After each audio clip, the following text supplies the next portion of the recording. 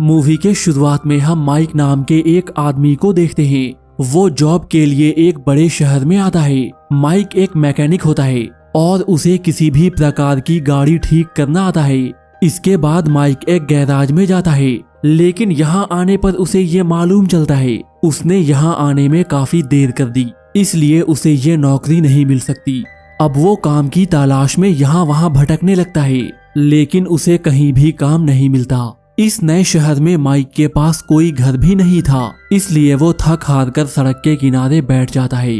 थोड़ी देर बाद हम निक नाम के एक आदमी को देखते हैं जो इसी रास्ते से जा रहा था, लेकिन तभी एक चोर आकर उस पर हमला कर देता है और इन दोनों के बीच लड़ाई होने लगती है।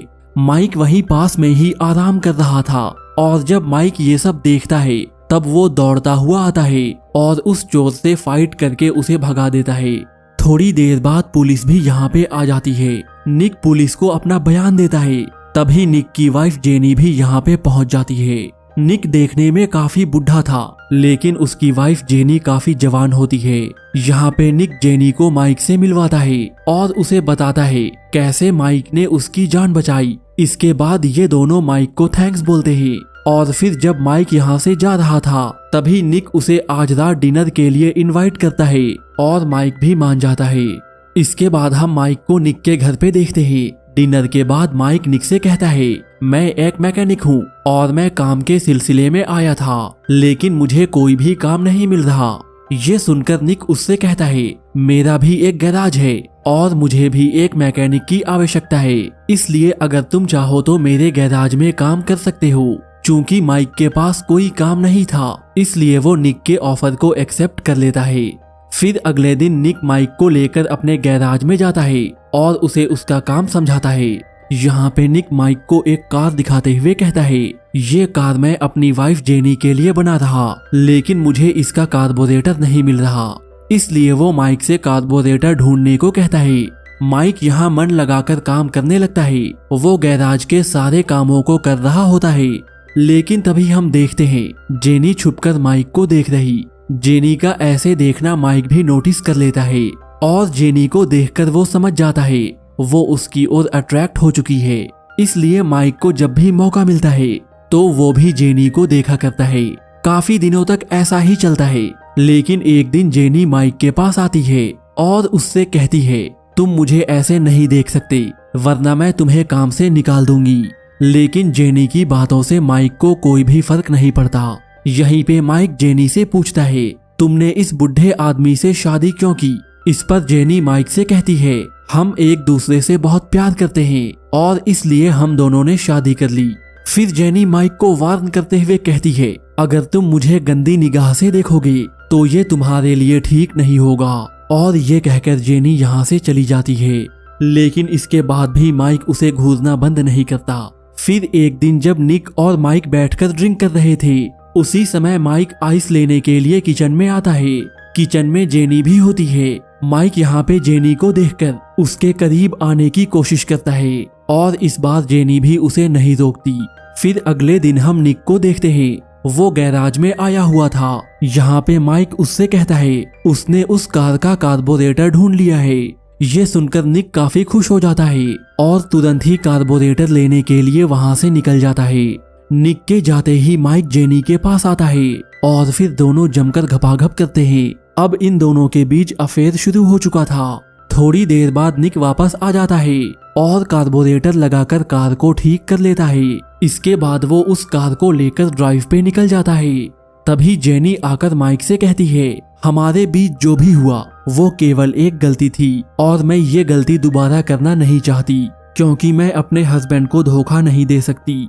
उसी रात हम माइक और निक को एक साथ देखते हैं। यहाँ पे निक काफी ज्यादा पी लेता है और पीने के बाद यहीं पे सो जाता है। इसी बात का फायदा उठाकर माइक जेनी के कमरे में आता है और ये लोग यहाँ पर फिर से टपाटप करते हैं। यहीं पे जेनी माइक से कहती है, अगर मेरे पास बहुत सारे पैसे होते तो मैं अपनी पूरी जिंदगी तुम्हारे साथ बिताती। फिर अगले दिन हम निक को देखते हैं। वो माइक को लेकर एक ग्राउंड में आता है। यहाँ पे वो माइक से कहता है, ये जमीन मेरी है और जल्द ही इस जमीन की कीमत बढ़ने वाली है, क्योंकि जल्द ही इस जमीन के किनारे हाईवे बनने वाला है। फिर निक माइक से अपना प्लान बताते हुए कहता है, मैं यहाँ पर मोटर रेसिंग स्टेडियम खोलना चाहता हूँ और अगर मेरा प्लान कामयाब हो जाता है तो मैं बहुत सारे पैसे कमाऊंगा। फिर अगले दिन माइक जेनी को लेकर यहाँ पे आता है और ठीक उसी जगह पर खड़े होकर निक का सारा प्लान जेनी को समझाता है।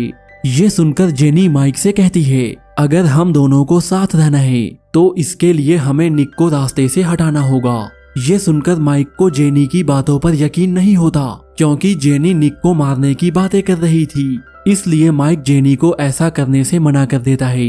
अगले दिन निक जेनी को अपने मोटो रेसिंग स्टेडियम का मैप दिखाता है। ये सब देखकर जेनी काफी खुश होती है और खुशी से निक के गले लग जाती है।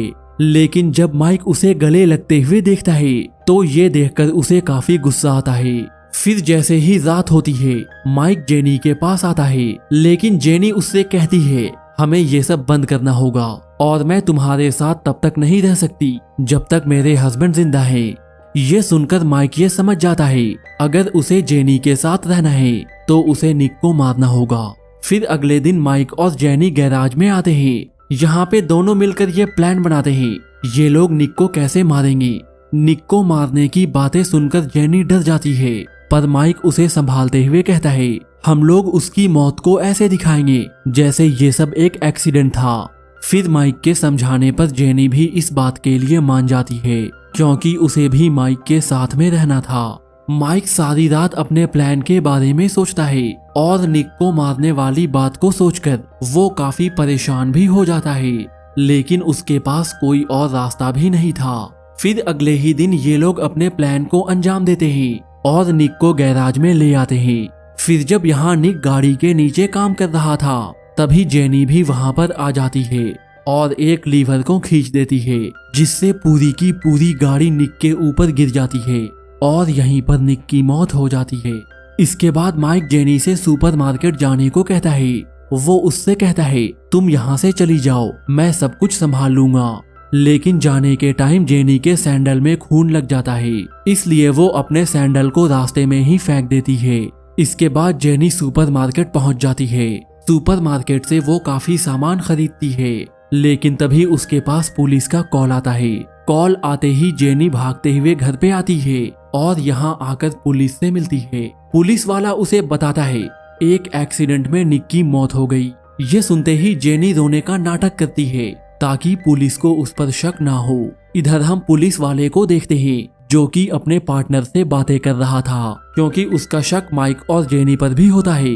पुलिस वाले को ऐसा लग रहा था जैसे माइक और जेनी ने ही निक को मारा है, लेकिन उनके पास कोई सबूत नहीं था, इसलिए वो कुछ भी नहीं कर सकते थे। इधर माइक और जेनी मिलकर उस सैंडल को ढूंढ लेते हैं। चूंकि उस सैंडल पर खून लगा था, इसलिए ये लोग उस सैंडल को जला देते हैं।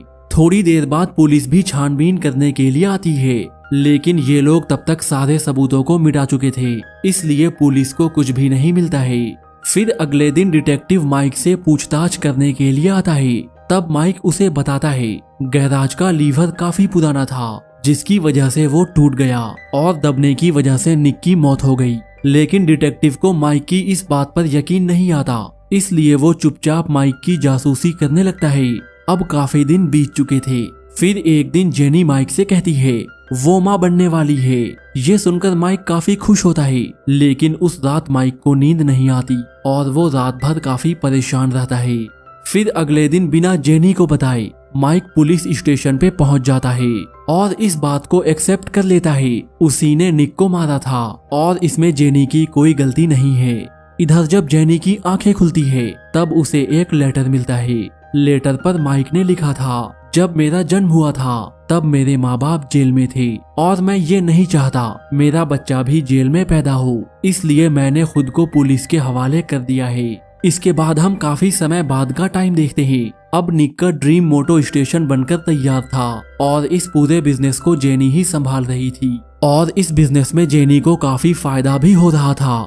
वहीं दूसरी ओर हम माइक को देखते हैं, वो जेल में ही होता है और जेनी अक्सर उसे अपने बच्चे की फोटोज भेजती है, जिसे देखकर माइक मन ही मन खुश होता है।